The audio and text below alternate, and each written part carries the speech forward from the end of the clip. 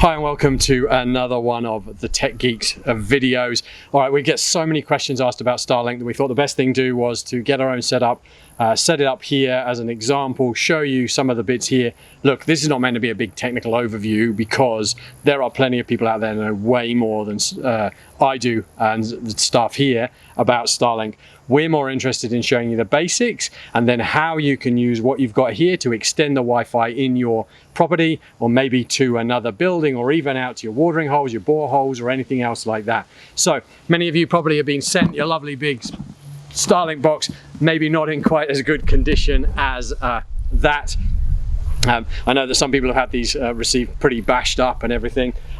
Also, for many of you, you'll know that you don't often receive a new one of these now. Mine was definitely refurbed, it was dirty on the back and everything else, so I just cleaned it up, but it doesn't stop the functionality of it. But what we want to just show you is the key components that you need, firstly to get this set up, and then how to make a few changes so that you can then add on other vendors' equipment.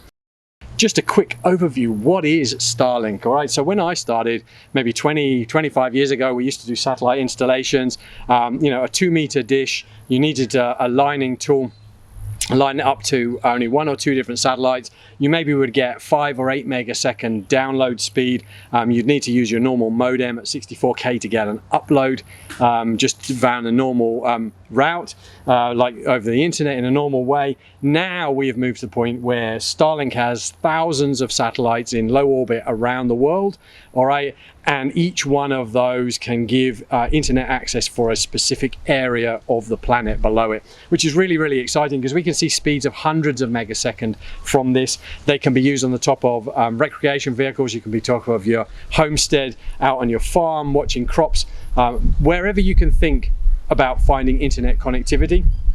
All right, now a new world has opened up. All right, so your request for your web page or whatever you're going to is going to leave this dish that's going to be lined up to one of the closest satellites. It's going to head up, hit that satellite. That satellite is going to bounce it back down to a ground station. So here in Australia, in each state, there's at least one ground station.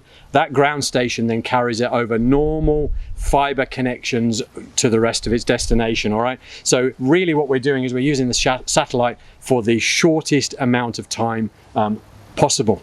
Now, you don't get much in the box. There isn't a need for much. You're going to get your dish, all right, you're going to get your router, all right, and you're going to get essentially some cables, about 29 meters I think it is of cable, all right, and your power cable. That is really all you need. So, all right, we've got all this basics here. This is already pointing roughly in a southerly direction. We thought by doing this outside, we could at least deconstruct some of it so you could really see all the different components. So our first thing that we're going to do is obviously connect up our dish to our modem. So this dish needs to have been mounted south facing somewhere on the outside of your property. All right, and from it you're going to have a cable like this. It's going to have come through the wall, down a pole, maybe it's been mounted on your roof. All right, and that's going to get put firstly in to the back of our wireless router here. So you'll see in the bottom here there are only 2 connections, all right, power and the connection to the dish. There's no Ethernet or anything like that. This is on the rectangular one that I have. The older circle ones I believe did have an Ethernet on the modem that came with it, but later on we'll talk about what we need to do to extend this so that we can bring this out to an Ethernet port, and then that opens up a whole new world of opportunities for us. So I'm going to plug in now my dish to my router, all right, and I'm going to plug in my mains to the router now as well. All right, so if you've not already downloaded the Starlink app, then I would suggest that you do that ahead and ready to go, because that's where we're going to control all of the features from. So now we're all ready. What we're going to do is we are going to plug this into the mains and let this start up. Now, many people go, my router doesn't work. All right, this sort of looks like it should have some lights showing here, maybe when it's doing something linked with a few satellites, but it literally does nothing. All there is a tiny little white light between these 2 cables here that shows you that the modem is online. So look for that little white light. That is the only hope you're going to get. So now what you want to do is you want to find your wireless connection. If you've got this out of the box, refurbed, or new, you may find a wireless connection called Stinky. So you want to connect to that first. You can change that name obviously later on. In my example here, I've already renamed it to Starlink Test. All right, so you want to join that and then start up your Starlink app, and it'll probably show you what it's doing. It'll maybe show you that it's searching or it's booting, and in a moment this is probably going to start changing location. Here we go. It's now going to start locating the closest satellites. I often find that this takes 4 or 5 minutes to truly get itself the best location. Just to help you understand, this subscription here I have is the RV, so the portable version is deprioritized, so during the daytime we don't get superb speeds, but obviously you can get several hundred megasecond on these depending on your location. So we're going to let that settle. While that's settling, all right, that is really all there is to this. The router isn't too bad, all right, it's just wireless. It will do 2.4 and 5 gigahertz. It's only a wireless 5 router, but since you're only going to get about 300 meg tops out of Starlink, and since Wi-Fi 5 will give you over 600, maybe 1,000 megasecond, all right, probably will do you. The problem you have with it is more how to extend it a bit further around your property, so we're going to help you with that. Mine now says that it's online. So I'm just going to jump into the app here and do a speed test. Our first speed test is going to sort of be a combination of our speed to the router and our speed to the dish itself. What I'm really interested later on is going to the advanced settings, because that's just going to check my speed from my phone to the router, and then from the router to the Starlink satellite constellation and back down again. So this has almost run the whole route. We'll just let that finish. I'm now going to click on the bottom and say run advanced test. This is now going to run our advanced test. Sometimes I've seen that this does realign itself. The dish, we're a little bit later now in the afternoon, so the location has probably changed very slightly. All right, there we can see we're getting a pretty good speed on our download, and we can see in a moment when it goes over to that Wi-Fi speed test that we're getting a fairly good connection here to our router as well. So that really is our starting point. All right, we've taken this, we've gone to the installers near me website, and we've got one of those guys to come out, fit this securely, run the cable down. There we go, it's lining itself again. Here we go, properly finding where lining itself up. They've lined it up, they've run a cable down from your roof through, and they've put one of these in your property. All right, so what is the next thing that we want to do? Before we get on to all of those bits that we want to be able to do with it, we need to have got ourselves the Ethernet adapter. All right, if you've not already bought this, you need to hop on the Starlink shop and purchase this. It's only about $60, but this is going to go in line, all right, and it's going to allow us to come out to an Ethernet port. That's allow us to take us to a switch and going to give us a whole more open world to the features and options that we can add to this. All right, so what we're going to now do is just going to go in the app, all right, and we are going to move to settings. In settings, we've got some advanced options that we can choose, and in those advanced options there you will see it gives you the ability to put this back into pass-through mode that you can see there. So when we've put this in place, and maybe we've got a brand new router, then we're going to put this into pass-through. You can't do this if you're just going to connect a wireless access point, because this is giving out your wireless connection. So this is the bit that still needs to be in line to make it all work. It's only going to work if you've got another router on here, because currently this is giving out your IP addresses. So once you are ready, you've got your new router in there, maybe it be a Ruijie, maybe it be an Asus or a TP-Link, then you can put this in pass-through mode, and this is becoming fairly dumb at this point. It's not giving out IP addresses. If you want to, and you're quite happy just to leave this wireless running for your peace of mind, then you can still put your new router in. All right, just connect it to the Ethernet port on here, and just remember that anything that's plugged into that is still going to be controlled by this router. But the great thing is that it's actually also the IP addresses, but most of it is being run still through your new pieces of equipment. But I really would suggest that you do change it and put a different router in. All right, if you're not using this, and some of the common things that people need to do is to be able to stow this, which means we need to be able to change something. So we're going to do this, so we're going to change the Ethernet cable. So we're just going to hit the word stow. It's going to ask us, do we want to stow it? All right, it's basically going to pack this away ready to be moved. And then we can disconnect it and put in our Ethernet cable. So like I said, we maybe want to, if you want to just keep this router, the router is going to be great for you. But if you want to extend it further, then we need to put our Ethernet adapter in line. So once we put this into stowed mode, we're just going to disconnect our power from here. And we're then going to take out our cable that's come down from our roof or wherever it's been mounted. And this is going to connect into this side of the Ethernet adapter. All right, and this gives us the ability just to extend on. And then we're just going to switch over to the back here and plug this here now into our router. All right, and we should now be able to power everything back up again and give it a few minutes. So now we have the ability to connect this to a network switch. All right, and if we just connect that to the network switch, this router is going to give out all of our IP addresses, and this is going to provide us the wireless. We could put another wireless product on here, and we could allow it to give out IP addresses. All of that's going to be just fine. But what you probably really want to do is plug this into a new router, all right, and build your network from there. Use the app like I've shown you to change this into bypass mode. You're still going to need to leave this on, but it's not going to be actually doing anything. So to use any of the other features we're going to show you shortly about how to extend your Wi-Fi across your property, you really need this Ethernet adapter, and really probably need a router. Unless this is doing well for you, still keep this for wireless in your property, and then you can come out to a switch and allow you to connect this to another building or something like that. You can see it's now realigning itself after we put power back in. All right, but hopefully that gives you a rundown of all the components that you get, how you need to basically put those together ready to use it. But hopefully the key takeaway before you head on to one of the next segments is really you need this adapter, and we're going to show you from there how to set it up in a way that will work to either increase the wireless connectivity in your main property, or how to extend it out to other properties.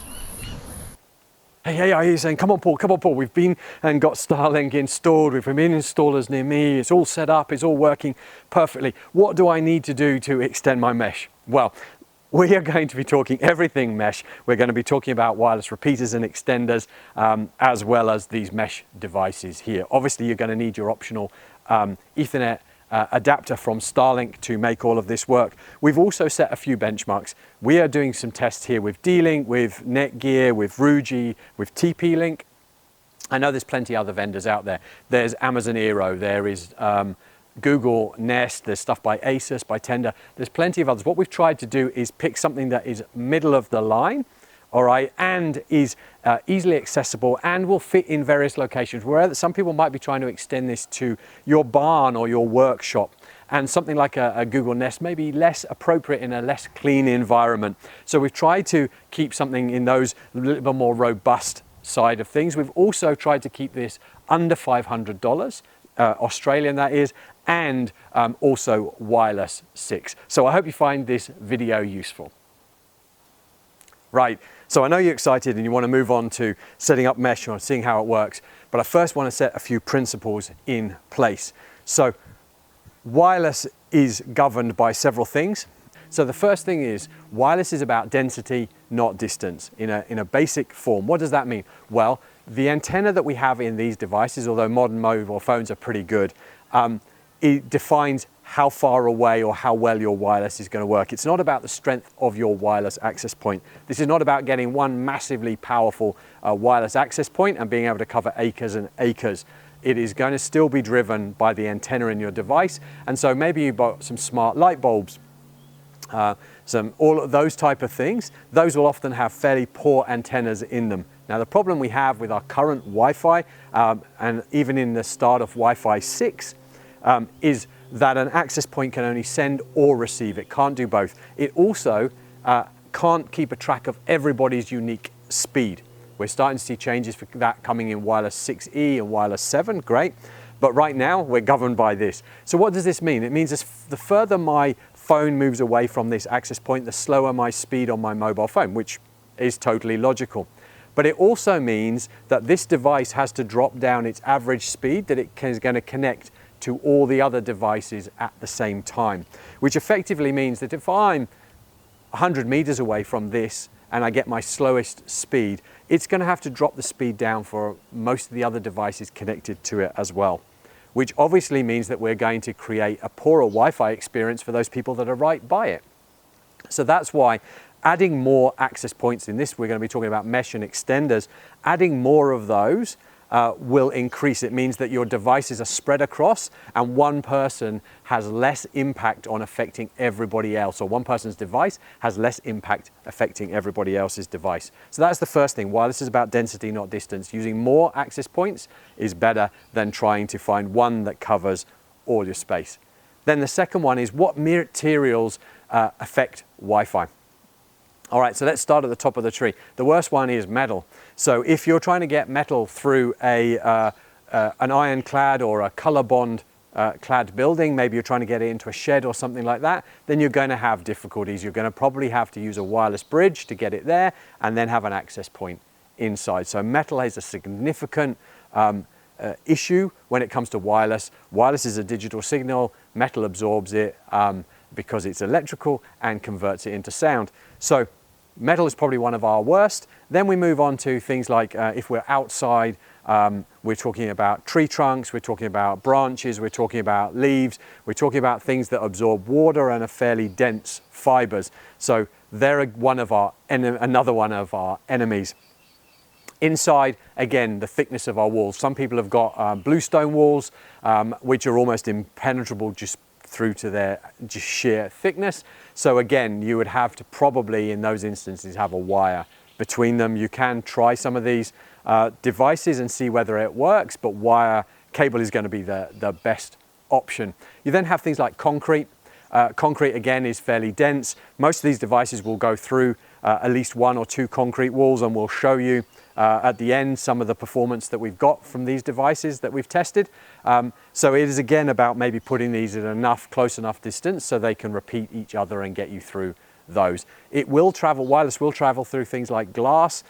Glass does have some issues on it. Obviously, if you have double thickness glass, maybe you've got insulating film on it, then those immediately will reflect the signal. So do be aware of these key things before we talk about all of this, because these aren't necessarily going to be a complete answer to your problem. Because if you do have metal clad you're trying to get through, you do have heavy stone walls, you do have thick concrete, then you're going to run into some issues. Wireless does penetrate some of it, but you may be only going to get 5 or 6 meters at a time. So hopefully that sets some good principles to get ourselves going with.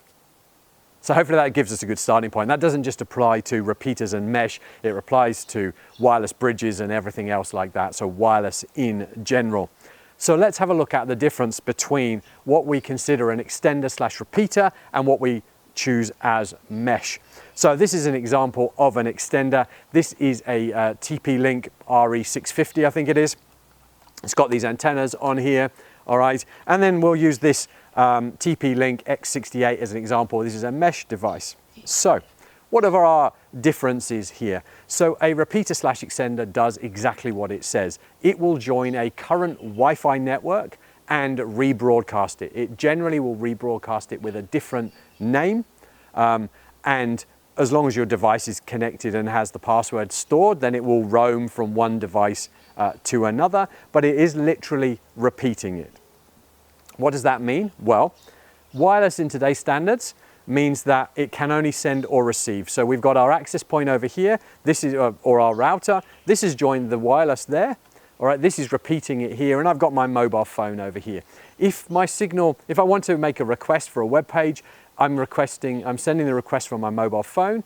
It then makes a request to my repeater. My repeater makes a request to your wireless. All right, the router then returns, the wireless router returns it to this device, which returns it to this.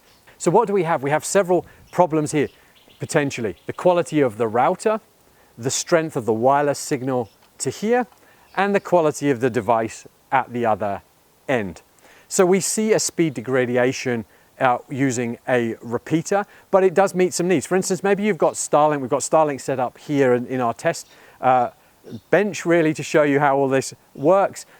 This out of the box does not come with an Ethernet adapter, so you can't plug some of these in without buying the optional Ethernet adapter. So this is a great option. This will join the Starlink's routers wireless and repeat it with a different name. So maybe we've got the SSID, the network name for your wireless. It's called Starlink Test. This might be called Starlink Test 2. And so my device will connect to this. So we've got these points where we do see some potential problems. We will also talk about this in a moment, but you're going to see roughly a half speed drop through each repeater that you have. So it's always best to spend a good amount of money to get, if you're going to stick with repeaters, to get the best repeaters that you can. I think this is an AC 2400 or 2600, which means it can do over 2 gig a second. All right, which means that when I go through a first hop, and it's going to halve its speed. All right, it's half its speed, although that 2400 is part of both frequencies. Let's assume that this can do 500 megasecond in the 2.4 gigahertz. Your router is going to connect to this. The next onward hop, it's going to see probably no more than 250 meg a second. All right, but that's still faster than probably our Starlink or our current ISP. So by investing in making sure we've got these that go fast, we will never see that speed decrease actually affect all of the devices. But we will talk a little bit more about that as we go through. So that is probably what a repeater extender is. These are great. This one's got power. We'll have a look at these a bit later. Just plug it straight in. Wants to be about halfway between your router and your dead spot. All right, and this will then repeat the signal and hopefully help you get rid of that dead spot. So repeaters definitely have a place. Then let's talk about mesh devices. All right, so this is two TP-Link Decos. These don't repeat wireless. They create a whole new wireless network for you. They're designed to be a router, take over your current router's connection, all right, and make a brand new wireless. Often these have separate antennas in them so that they can do communication between them, all right, which means that the device is available to accept your inbound request over here, all right, and on another antenna or radio, they will communicate with each other. You will generally see better performance on these, and you can seamlessly add multiple of these around on different floors, space them out, and the distance between them can obviously be a little bit greater. And for some people, if you've got a granny flat that's maybe only 10-15 meters away and it's not clad in metal, then the likelihood is that you can probably put one of these in that other building and repeat and mesh your master one or one of the other satellites of it. So a mesh, there are two definitions of mesh. Some people talk about mesh being a single SSID, a network name and password that all of your devices share. That is a standard with this type of mesh that we're talking about.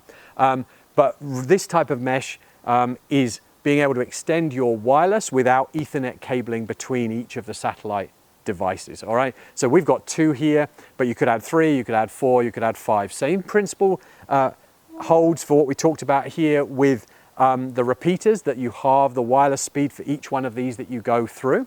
But as long as they are faster than your internet connection by 2 or 3 times, you ultimately won't see the difference. So these are AX3600s, just looking down at the box there, which means they can do over 3 gigabits a second. Probably in the 5 gigahertz band, they can maybe probably do about 1800 megasecond. So each halfway, if this was able to do 1800 megabits a second, this one here is going to do about 900. If I had a third one down here, we're going to be down to about 450. But our internet connection maybe is only 100 meg. We would never have seen any difference. So again, it's about investing the right amount of money and then remembering that principle of the materials that you're traveling through and also the distance you need to go. More is better.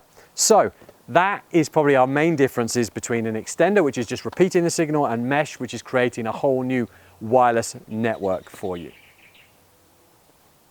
All right, so now let's get into the good stuff. We've got the principles in place and we are ready to go. We're just going to look at this extender first. Give you an example of this because it's probably one of the simplest things to do. Like I said, this is a TP-Link. This is an RE650 extender. Can do 2.4 gigabits a second, so about 500 megasecond in the 2.4 gigahertz frequency, and over a gig a second there in the 5 gigahertz frequency. So again, at least 2 times the speed, probably 3 times the speed of your internet connection. So firstly, we're just going to get that plugged into our mains socket. We need to have this position near our router as this first setup. So let me just plug that in. All right, so now that's plugged in, we're just going to grab our phone. You do need to go and get the Tether app, follow through all the processes that it wants, sign up to an account. All right, and once it's there, you will want to actually plug it in and power it up. All right, once it's plugged in and powered up, then let's just follow through the process here. So we're going to start the app up. Once we have gone into the app, we have the option there to add a new device. It might say that it hasn't been able to find any devices, but do then let that search for a new device. You have to often choose what it is, so choose your range extender, make sure it's powered on, make sure the LEDs are all powered up on the device and ready to go. And then it wants you to join that network. So again, we're going to join it. Once we've joined it, it's going to allow us to configure that device. All right, and we're going to step through that process. Sometimes it struggles to seem to join the wireless that's there, and I have found that sometimes I've needed to go into settings and join the Wi-Fi. You look for it and it'll often be called TP-Link extender or something like that. So you can hop in and connect to that. You can then continue to walk through the process like I am doing here. All right, and it will allow you to choose from the list of all the wireless connections that it sees. Obviously, it's going to need the password for it, so do make sure you know what the password is for your wireless network. And there you go, you can go all the way through. It will then take a period of time to set up your new network. Like I said, this will have a different wireless name. It's not going to be the same one. It's going to rebroadcast your current one and add a different name onto the end. It doesn't matter whether you're running Starlink or a different ISP. This is completely separate to all of that. This is just repeating your wireless connection. So let that run all the way through. All right, and as you can see, now we've got to the end. We have a wireless connection. We will allow our device now to connect to it. We can do a little speed test here at the end if we want. This is the standard speed test that we have with Starlink, but you could use speedtest.net if you are wanting to do this on another ISP's network. I just like to do this to make sure that it's working. We can see that our actual connection speed, we can see when we run, in this instance, our advanced test, shows us here that our connection to the router is actually faster than its connection to the internet. This just shows we are not losing any speed by going through the repeater. All right, so now we know all of this works. We can take our repeater, and like I said before, we can put this probably halfway between our router, our ISP's router or our Starlink router, and the dead spot or the area we're trying to get wireless to. That's really the whole simple process of using an extender. You could again repeat this process again and put another one the different way through your property and extend the wireless again. So that is just simple. Use an extender to extend your current Wi-Fi. So let's progress on with some of the mesh devices. So we're going to start with this, the TP-Link X68. Stats are at the end that we've done on our tests here to give you some idea of how these perform. Really simple with all the mesh devices, slightly different setup, but all pretty much the same. So our first thing is we are going to need to plug this into the power. So let's do that here. All right, and then once it's plugged into the power, we need to plug this in to our router. So we've got a couple of options. If we're using Starlink, then we need the optional Ethernet adapter, so we can plug that in directly from there. There are a couple of ports there on the TP-Link, so obviously that's an advantage of the mesh. When we add in the second one later on, we can have a couple of Ethernet ports at the other end. If you're plugging this into a normal ISP's router, then again, you just need a spare Ethernet port in the back. Potentially you can take that router away afterwards. With the Starlink, we're going to put this into bypass mode, but with the normal ISP's router, as long as they give you an Ethernet cable in, then you can just plug that directly in to this mesh device Otherwise, what you can do is leave it plugged into your router and you can turn off the wireless. Right, so then we need to go grab the app because everything's done with an app. So go and download the app, get your TP-Link Deco app, and let's start that going. All right, so it wants to know about the location settings. I don't often give a lot of that away, so I'll have to keep clicking that on the way through. We can choose our Deco model. X68 is the one that we want here, so we go down and get that. All right, reminds you of everything that you need. It says here to turn off the modem. We actually have this plugged in and we're using these as add-ons. So for the moment, we're not going to do anything with that. We can leave our modem plugged in. If you want to replace yours and you're not on Starlink, then you can take your router out of that setup completely if you want to. So we're going to plug in the devices. It's waiting for the flashing light. So now the light is flashing. All right, we can start the configuration. You can see here it's looking for a default wireless network it's created, so let it join that. All right, I keep saying continue without location. It doesn't seem to be very happy with that. All right, so we go through here. We can give it a name or choose where we've positioned it. All right, and now it wants to know how it's going to get the IP. We're in Starlink. We're just going to let that pick that up with dynamic, but you can change those settings if you're using a different ISP. All right, now it wants to create the wireless name. So this is your SSID. This is your single name that you're going to use across all of these. So put your wireless name in. We'll call it the Tech Geeks. Give it a simple, easy password called the Tech Geeks. All right, and it's going to go off and configure the unit. You might have to wait a few minutes now while it goes through and does that. All right, so it's now configured my unit and now it wants to connect to the Wi-Fi. So now it's completing up. It's created this new mesh network and off it goes. All right, and it's trying to join me, and in a moment, there we go, it is now joined. It wants to ask if I want to add any more of these. I'm going to skip that for the moment, but you can add those to fill out your dead spots as you need. And you can see we're now in the app. There's a little bit you can learn and some of the features and things that you can go around and use the app for. But hopefully that's a good starting point. Now, because we're on Starlink, I'd just like to do a test. All right, so you might do this by using the speedtest.net app. We're just using the Starlink one. So this is going to test the speed that Starlink gets first. And once it's done that, we're actually going to jump into advanced speed test, because that'll allow us to test the speed between the device and my Starlink router. So there we go. Let's see where we've got to. We can see that that's now going over 400 and something odd megasecond, which is 3 or 4 times faster than my Starlink connection. So even if I have this one repeating the main one, and we'll see maybe a drop down to 250 megasecond, and even if I went through another one, I would still be faster than my Starlink connection. Now, if we've got Starlink, we have an option now. We can now follow this through and we can actually turn this connection into bypass, which is the closest you get really with Starlink to turning your router off or replacing it. So now that this is all set up, pop your Starlink router in bypass mode. Once it's in bypass mode, you'll probably need to pull the power out of your Deco unit and restart it. Once it restarts, it will now be in charge of your network. Your Starlink router still needs to remain on, but it won't be doing anything of your network. It will all be a new mesh wireless. If you were doing this without Starlink, then again, you could replace your router now, and it would pick up an IP address from your ISP. So that's how simple it is to get a TP-Link Deco gone. Like I said, results at the end. So hopefully you found that a little bit useful. We're going to move on to the next one now. Okay, so let's move on to another one. We're going to look at the D-Link. This is the D-Link Eagle Pro AI. Stats are at the end, but I'm just going to show you around the unit. We've got some other box openings on our YouTube channel if you want to look at what you get in the box. You get 3 Ethernet ports on this, which is a little bit of an advantage. The TP-Link only had 2.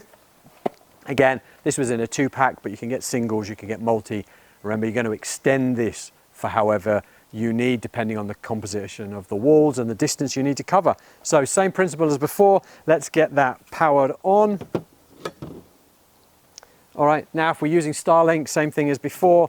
Going to plug that in to our Ethernet port, our optional Ethernet adapter with Starlink, and into the yellow port there of the D-Link and push the button to power it up. So that device is now powering up. We're doing this example with Starlink, like we've said, but you could just be using a normal ISP's router. We've got a TP-Link Archer router here. As long as you've got a spare Ethernet port, you can plug it in to the back of that. And if you get a straight Ethernet connection from your ISP, then these could be used to completely replace that. They are a router and a wireless access point. So now that's booting up, we're actually going to wait for a colored light to appear on the top. All right, and as always, you're going to need the app. So go and get the D-Link app so that we're ready to go. All right, so the D-Link setup is very slightly different. It wants me to scan the barcode. So let me just scan the barcode there. There we go. Right. So that's now got the setup underway. Again, it says to turn off the modem. We need, in the Starlink incident, because we're plugging this in, we need Starlink. Please don't turn that off. You need it to be running. If you've plugged this into your normal router, then again, you need that to be running. If you're replacing it for your ISP, then you can take that out of the way. All right, so it's now going to go and hunt for that new wireless that it has started to create. All right, so here it goes. We're letting that have a little bash at connecting to it. All right, just follow that through. And right, here we go now. It is now connecting. Now, this is interesting. It wants to know our internet service provider. To be fair, I think you could probably get away with putting anything in there. I just left this as Aussie Broadband, even if we're on Starlink. Nice little advert for them, I guess. That'll get picked up somewhere. All right, and then actually what you can do once you've done that is there's an option there at the bottom that says I can't find one. So grab I can't find one and it'll just do a little scan and it'll realize that it doesn't know who it is, which doesn't really matter in either of these instances because these routers are on and so ready to go. So it will then ask us for your SSID. You remember that? That's your network name. So you're going to choose that network name that you want to appear over all of these devices. It will just be the one username password all your devices will use. So just plug those details in there and a password so that you can log in later. All right, and you can give it a name. I often give each of these access points a name so I know which room they are in. I'll call this one Office. Then it wants to go and configure this and add it to my account. This takes a little while, so be patient. There it is. It's chugging its way through and it's almost to the end. All right, and now it's going to ask us, do I want to join the new wireless network? So let me join our new wireless network. All right, and now it wants to add more devices. I'm only just going to do the one, but you can obviously start to add more of these and then spread them out across your property. Plenty of options in there in the app. You can learn how to do all of that later. This is more about how to get this all running. So let's run into the Starlink speed test. As I said in the previous one, this just gives me an idea of the speed that we get between the device and the router. So I'm really waiting for this to go to the advanced test. If you're doing this and it's not on Starlink, maybe use the speedtest.net app or go to their webpage, and it'll just make sure that you are getting the speed that you need. Remember, we're interested in the speed that these work between this and your ISP, not the speed of your ISP on the internet. So we can see here, I've currently got a download speed of about 130 megasecond, all right, and I can see that I'm almost touching 400 megasecond. So again, almost 3 times the speed I'm getting on this than I am on my internet connection. So I know that even with at least one mesh and halving my speed, I'm still going to be getting more than I'm getting on my Starlink. Now, because we're on Starlink, we have the option now to put our Starlink router in bypass mode, which turns all its wireless features over and hands it to D-Link. So let's click that, and then you want to probably put the device in reboot, so power it off and power it back on again. That's the D-Link mesh, and once that comes back up, it will now be the controller of your network. You will still need your Starlink router on, all right, powered on, but the wireless and network will be controlled from your D-Link. If you're just doing this not on Starlink, then of course you can take your old router out if you want to and plug the cable directly from the internet service provider in, or you can just turn the wireless off and now use mesh wireless through your property. Like I said, stats are at the end, but hopefully that's been useful having a look at the D-Link Eagle Pro. So next up is our Netgear Orbis. These have been around for a good period of time. They're really well built, very, very popular, great device.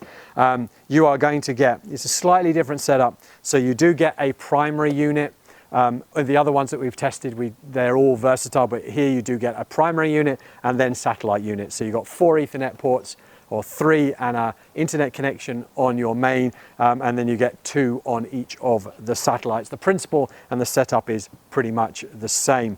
So again, let's get that main one powered on and plugged into the internet port. If you are using Starlink, then remember you need that optional Starlink Ethernet adapter to make this work. If you're using something else, you've got an ISP's router, a NetHawk, or a TP Link Archer like this, then you can plug it directly into there and turn off the wireless. Alternatively, if your ISP just gives you a straight Ethernet connection, then you can plug this directly into your Orbi. It will work as a router and an access point.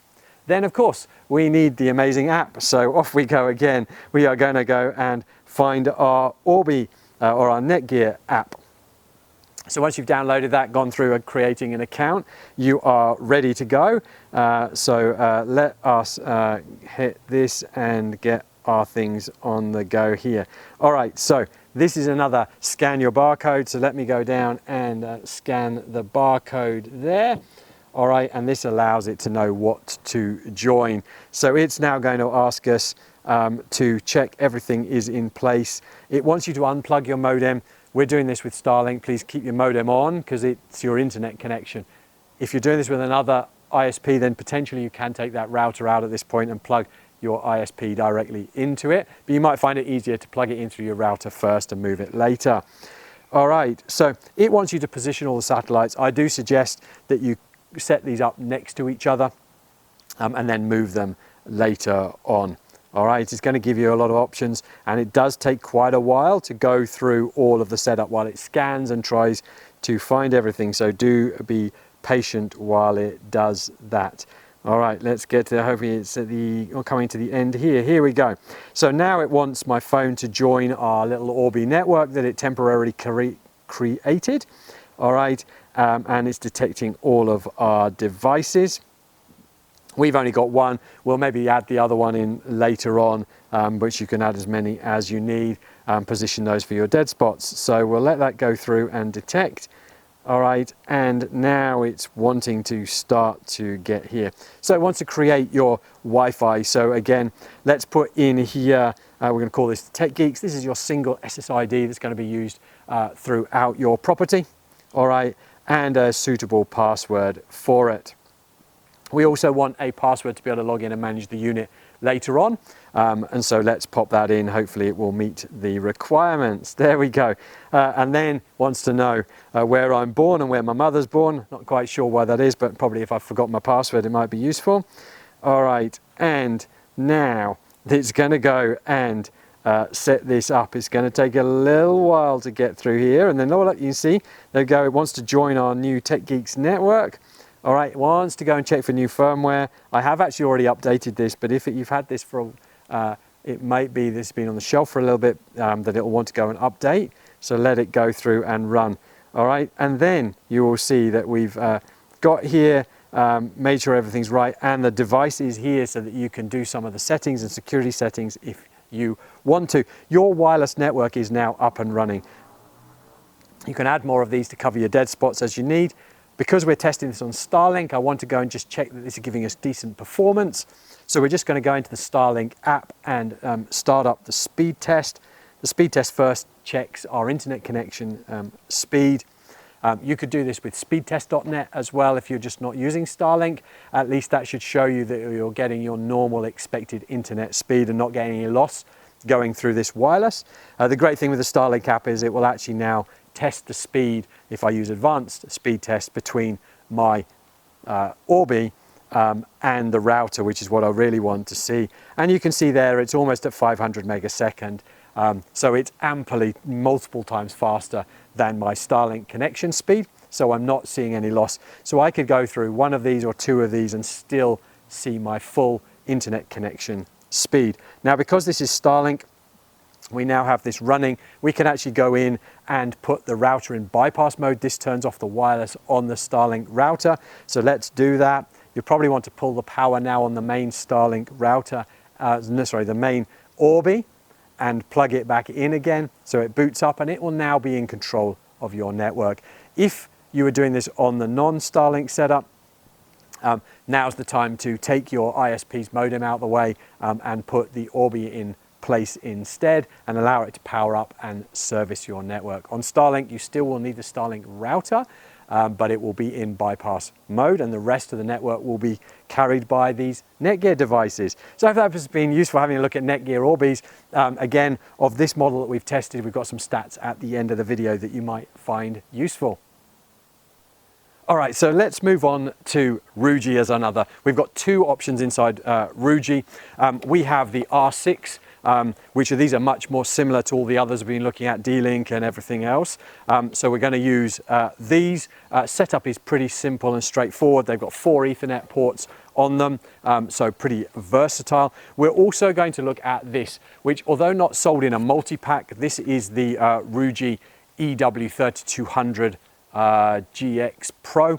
This has got 5 Ethernet ports. It's got a large number of antennas. We see this getting through 4 brick concrete walls really well. And 2 of these will cost you less than 500. So it still fits in our testing. You would just set these up individually in the same way as we're going to set these Ruijies up. These R6s anyway. All right, so that's another option to look at, 2 of those if you want really good coverage just because of the antenna, but it doesn't maybe look quite so visually appealing. So we're going to take our device, let's go and plug that power plugged in there now, and plug that Ethernet in. Obviously, if we're doing this with Starlink, we are plugging that into our optional Starlink Ethernet adapter. If you're doing that without Starlink, then you just need a port on your router to plug it into. Alternatively, you can plug it directly into your NBN service if you have an Ethernet connection. All right, and that's starting to boot up. Now, on the bottom of these is a barcode. Sometimes it's a little bit too small. You do need to go and grab the Ruijie app. So let's go and grab that Ruijie app. And you will have needed to have created a project. So go and sign up online, create your project, all right, and then start up your Ruijie app. Once you go into your Ruijie app, all right, and into your project, you will then see that you have the option to add a new device. If it isn't there, then you can swipe up from the bottom there under basic and choose that. So you can now choose to scan the underside of the device. Sometimes if it's a bit too small, then maybe we'll just need to actually type the serial number in. All right, there we go. And we can now choose add or finish, all right, or go into the project. You can name that. So you can see I can name that office. I might have a different one in another room. So I can give that a different name. With these, you're going to choose these as a gateway. So apply, and I'm going to go in to the project. So I'm going to enter the project now. So now we're in the project. These do often take 4 or 5 minutes to update. That's why they do need to be connected to an active connection with Starlink. So now they've called home. All right, in a couple of moments that will show 1 of 1. And I could have carried on. I could scan my second device in there as well. So now that's in there. Once it's updated, we can see it's called home. We can now configure our settings. So again, swipe up from basic. All right, and then you can see Wi-Fi settings. Go into Wi-Fi settings, and this is where we're going to set our SSID and our password. So our SSID is our network name that is used across all of these devices. So as my phone roams or travels between different rooms, it will continue to find the best wireless access point to join to. So let's put in here, so yeah, we're going to call that the Tech Geeks there. You need to turn encryption on. That means we need a password, otherwise it's going to be open and anybody can connect to it. So we're going to put a password in there as well, and now save it. So now that's going to push those settings. So it wouldn't matter if we're using these R6s here or if we'd used these EW3200s, it would have been the same setup process. So as long as they're connected to the internet, now they will pick up their config.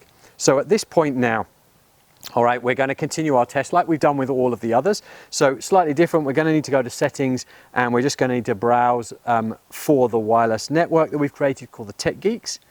Then we're going to join that, and we're now connected to this. We're now going to go to our Starlink app. If you have not done this with Starlink, maybe use your speedtest.net app on your phone. It's just going to show you that you can still get your full internet speed without any degradation of speed. The great thing with the Starlink app is it's now running, testing our actual download speed. But once we have got past that, we can now then choose advanced Wi-Fi. And this is now going to test not just our speed from our Starlink, but also the speed my device is getting through our Ruijie device and essentially to the Starlink router. So you can see it's multiple times faster than our Starlink connection. So even if we lose half of our chat speed between these two devices, so even if our 400 or so megasecond drops to 200 meg, we are still going to be running faster than we do on our Starlink connection. So that's just showing you that we have more performance in these than's needed for our internet connection. And like I said, if we'd done that, we would have done the same thing exactly with this, connected to the Wi-Fi and done the same. Now, if we're using Starlink, we can now take this Starlink and we can turn it into bypass mode. So let's go into settings here and switch this into bypass mode and hit OK. That turns off all the wireless features. You need to still keep that running. And I would suggest that you repower, take the power out and power back on your Ruijie R6, because this will now pick up all the details directly from the Starlink. Or if you were doing this on a normal router as well, take the router out of line or turn the wireless off, and you can reboot this and it will now be then in control of your network. If you're Starlink, you still need to keep this router turned on because it's providing power to your dish, but your wireless is now being run by Ruijie. So hopefully that gives you an idea of how to achieve this with Ruijie and get everything running. So hopefully that's been a good go through a number of vendors. Now listen, everybody's going, oh, but there are others. Yes, there are. There's the Google Nest, there's the Amazon Eero, there are ones made by Tender, there's one made by Asus. There are many, many other mesh devices out there. What we've tried to do is pick the ones, like we said, that were sub $500, that were wireless 6, and what we felt gave probably the greatest opportunity to extend your network, both inside and potentially outside. The other vendors sit somewhere in the middle of all of this for performance. But if you're looking to get this to another building, then these offer a great opportunity for this. If you want to put this in maybe a less normal home environment and in a barn or in a shed, then you need something a little bit more robust, and that's what these offer. So hopefully it's been useful as a run through. Do look at the performance stats that we put at the end, that we've given a basic test in a house to give you some material and distance understanding. But do also keep those two things that we've talked about. Wireless is about density, not distance. You need to look at more access points than trying to get one that covers everything. And do bear in mind that there are materials that wireless does not like traveling through. Metal, we've talked about dense stone, concrete. All of those will have an impact on how many of these devices you need to get the best wireless coverage throughout your property or be able to extend it to others. And then that last point is that you halve the speed for each one of these that you go through. So you need to make sure that you're purchasing devices that have an AC rating for the wireless 5 standard, or AX rating for wireless 6, that are 2 or 3 times faster than the internet connection you've got. So if you've got Starlink and you're getting 200 megasecond, you want to get something that's got an AC rating that's really 1000 and above, because that means that you can get through 2 devices. One device will take it down to about 500 megasecond, the next device will take it down to about 250, and if you do that, you'll actually see there's no performance difference or loss, even though you're going through multiple repeaters. So hopefully you found that useful. It's filled in some gaps for you. And if there's anything else we can help you with, do shout out to us at thetechgeeks.com. We'd be more than happy to help. So we're going to put a few test results up on the screen for you. These are ones that we've just done simply, just again, using a speed testing app just over and over again. We just wanted to get an idea of how each of these performed in circumstances that you would see inside your building yourself. So here we go, the first set for those ones that we've tested. This is standing right next to the router.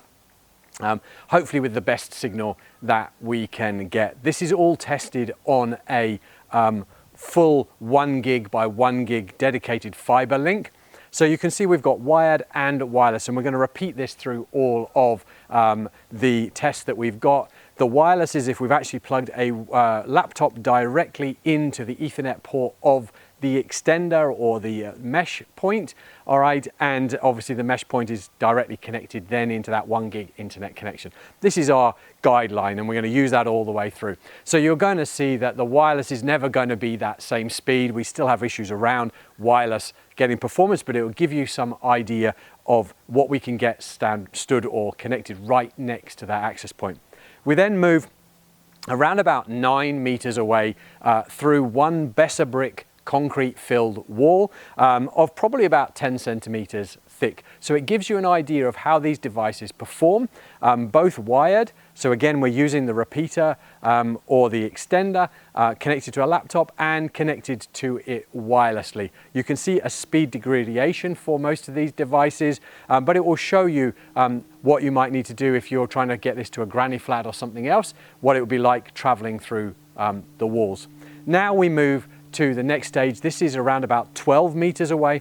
This has traveled through 3 Besser brick concrete filled walls, each of around about 10 centimeters thick, and gives you another idea of how each one of these devices perform, both wired and wireless. You will notice that some of these have dropped off quite significantly at this point. We then move to our final test point, which is 19 meters away from the initial access point. So we've set the primary one up in obviously 19 meters away, and we're now using the repeater unit. And as you can see, this is 19 meters away through 4 Besser brick concrete filled walls again, each one about 10 centimeters thick. You can see a couple of the devices here aren't working at all at this distance, but we're still seeing it for many of the others are still performing. So hopefully that just shows you the distance you can get. 20 meters, we'll be expecting really to put these every 10 meters, and then you're going to get 10 meters on either side of them. But hopefully that gives you some real world tests of how we've seen each of these perform.